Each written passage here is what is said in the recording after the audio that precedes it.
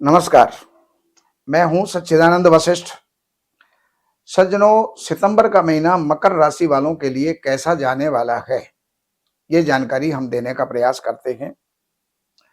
तो स्वास्थ्य की दृष्टि से बहुत बढ़िया रहेगा, लेकिन धन की दृष्टि से कुछ धन के अंदर, कुटुंब के अंदर कुछ उपद्रव होंगे, उनको कंट्रोल करना है।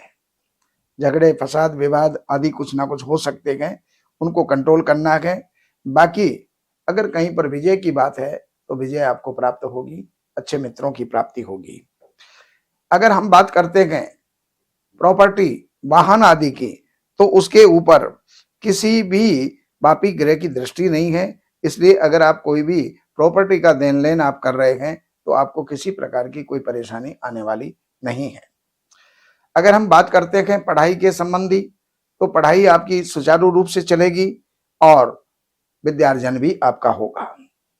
शत्रुओं की अगर बात करें, अदालत, कोर्ट की, बीमारी की, कर्जों की बात करें, तो हर जगह पर समझौते के साथ में आपका जो है समय गुजरेगा।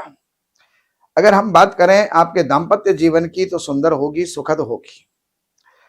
बात करें आयु की, तो यहां पर केतु आपके अष्टम स्थान में विद्यमान है। आकस्मिक रूप से कोई दुर्घटना से जो है ये संकेत हैं, उनसे बचने का प्रयास करें और केतु की शांति करें।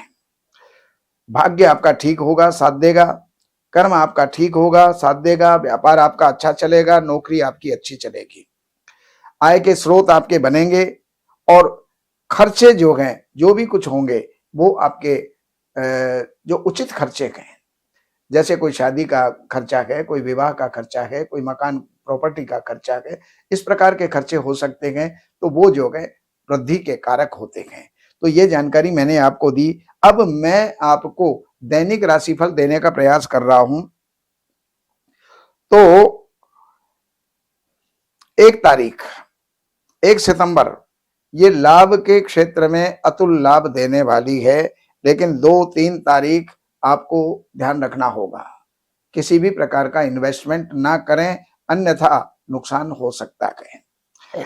और 4-5 तारीख, 6-7-8 तारीख, 9 और 10 तारीख, यहां तक का जो समय है ये आपके लिए सुंदर है, सुखद है।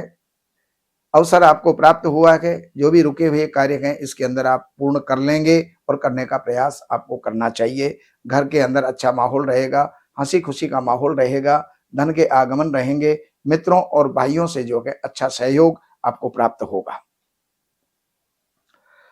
11 और 12 तारीख ये आपको थोड़ी चिंता दे सकती है, तो भगवान शिव की आराधना करते हुए, दूध का दान करते हुए इस समय को आप पास कर सकते हैं। 13-14 तारीख ये पढ़ने वालों के लिए बहुत बढ़िया गुजरेगी। अच्छा रिजल्ट आप लेके आएंगे। अगर आपकी कहीं पर कोई भी जो है इस प्रकार की जो है ये जो अपॉइंटमेंट होता है या कहीं पर आपकी मीटिंग है, तो उनके अंदर आपको सफलता मिलेगी। 15 और 16 तारीख इसके अंदर आपको विशेष ध्यान रखना होगा कि इसमें किसी प्रकार का कोई किसी के साथ विवाद ना हो जाए, अपनी वाणी पर कंट्रोल रखें। 17-18 तारीख आपके लिए बहुत सुंदर सुखद है, लेकिन 19, 20, 21 तारीख में आपका स्वास्थ्य डगमगा सकता है। शिव जी की आराधना करें, दूध का दान करें, तो स्वास्थ्य में भी आपको लाभ होगा। 22, 23, 24, 25, 26, 27 और 28 तारीख यहां तक का जो समय है ये पुनः आपको इस महीने के अंदर परमात्मा ने अवसर दिया है। इसमें जो भी रुके हुए कार्य हैं उनको आप संपन्न कर लीजिएगा, संपन्न हो भी जाएंगे और आप लाभान्वित भी होंगे। कारोबार आपका ठीक रहेगा, लाभ के रास्ते खुले रहेंगे, भाग्य की वृद्धि होगी।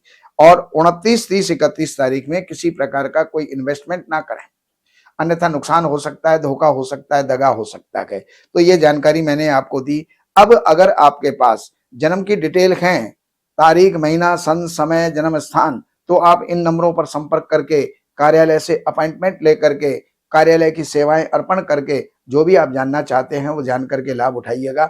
नमस्कार।